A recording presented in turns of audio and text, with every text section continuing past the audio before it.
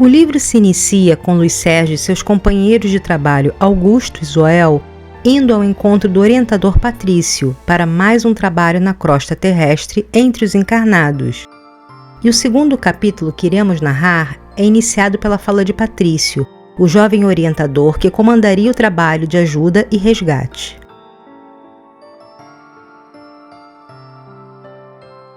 Fatality. Vamos começar nosso trabalho amparando um jovem que desencarnou de maneira muito triste. A questão da falta de limites para a vida virtual é tão grave que desejamos que os nossos relatos não escandalizem os que lerem os fatos que Luiz Sérgio irá reportar aos seus leitores. Acompanhem-me. Saímos os 4 do posto socorrista em direção à crosta. Percebi que o movimento de chegada de jovens era intenso. Esse posto atende a todo e qualquer tipo de situação. Minha curiosidade me instigou a perguntar. Como vocês devem ter percebido, o público atendido é em sua totalidade formado de jovens recém-desencarnados.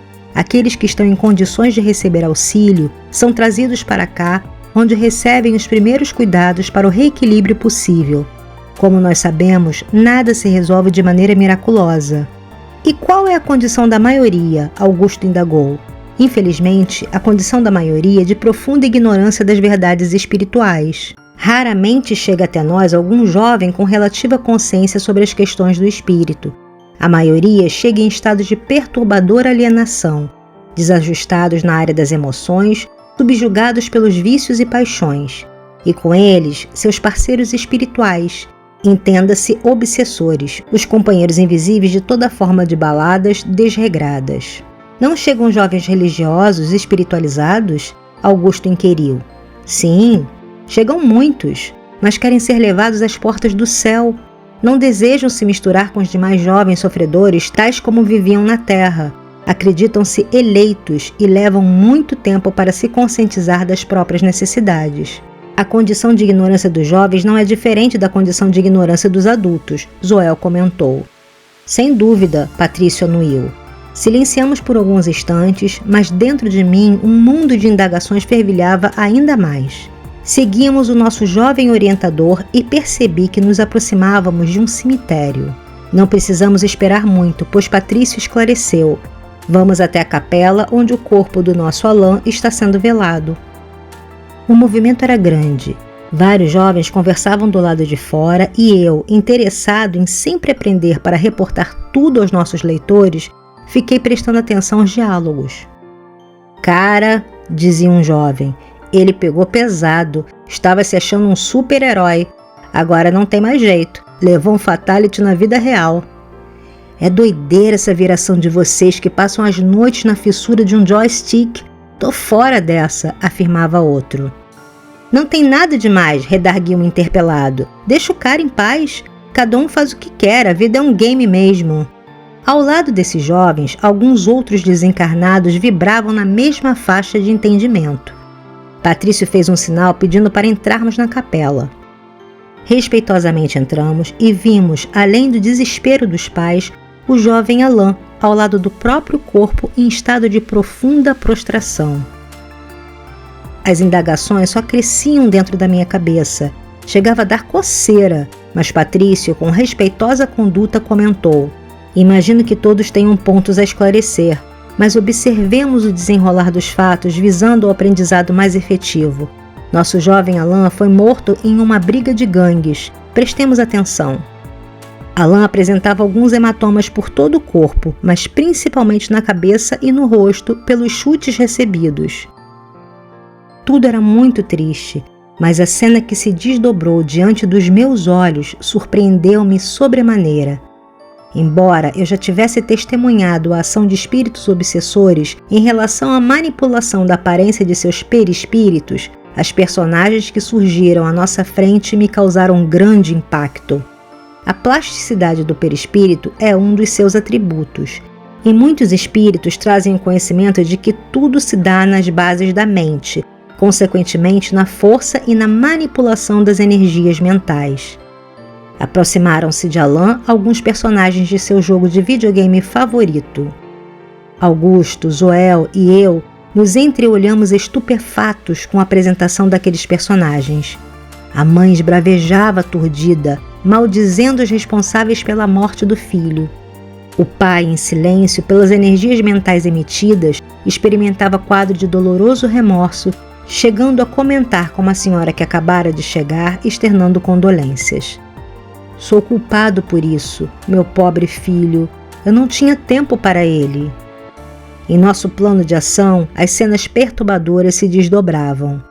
Alain, em espírito, via diante de si as personagens que tanto cultuava nas madrugadas em claro, quando se entregava aos games. Sua camiseta tinha caracteres das mesmas personagens. Nesse instante, Patrícia observou.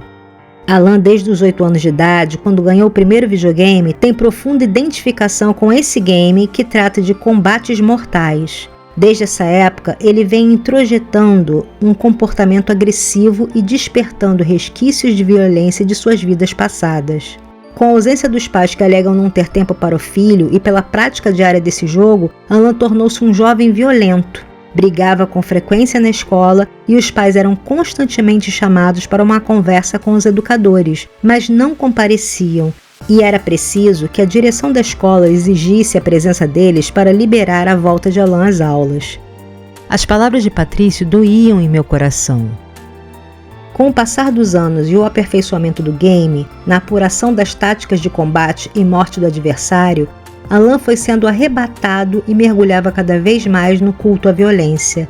E nesse período de fragilidade espiritual, espíritos que tinham partilhado outras existências com ele, se aproveitaram desse momento, transformando a alienação pelos games em um intrincado processo obsessivo. E o resultado foi que o nosso Alain envolveu-se com jovens violentos. Uma batalha foi marcada pelas redes sociais e durante alguns dias o clima foi se acirrando. Até que no encontro de rivais, Alain foi esfaqueado no meio da briga generalizada. A narrativa de Patrício foi interrompida pelo grito da mãe, que sob forte emoção desmaiou, causando mais tumulto ao ambiente.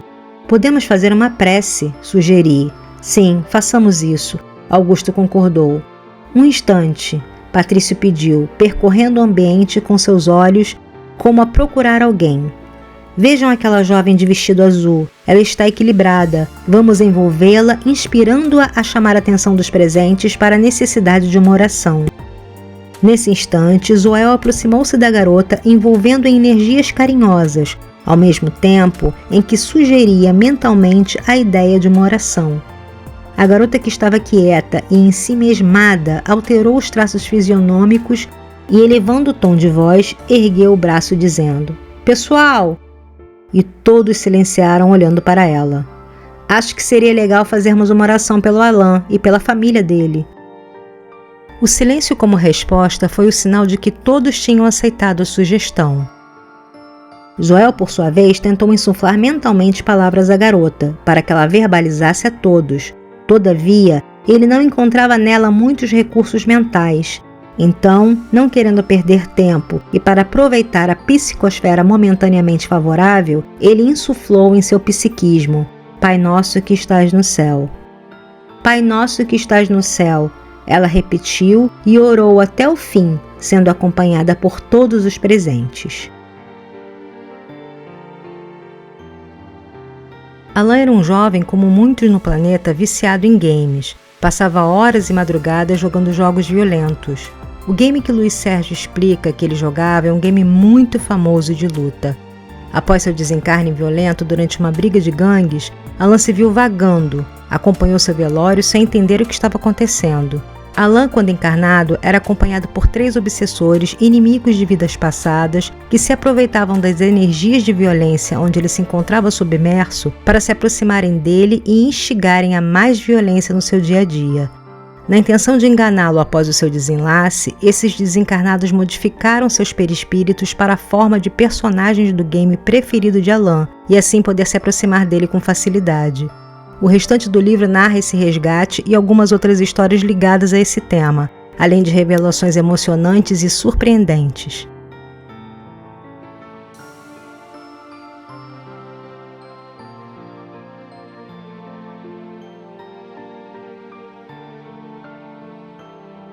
Se você gostou desse vídeo, deixa o seu like, se inscreve no canal, comenta, compartilha, ajude a espalhar a doutrina espírita, participa dessa corrente do bem.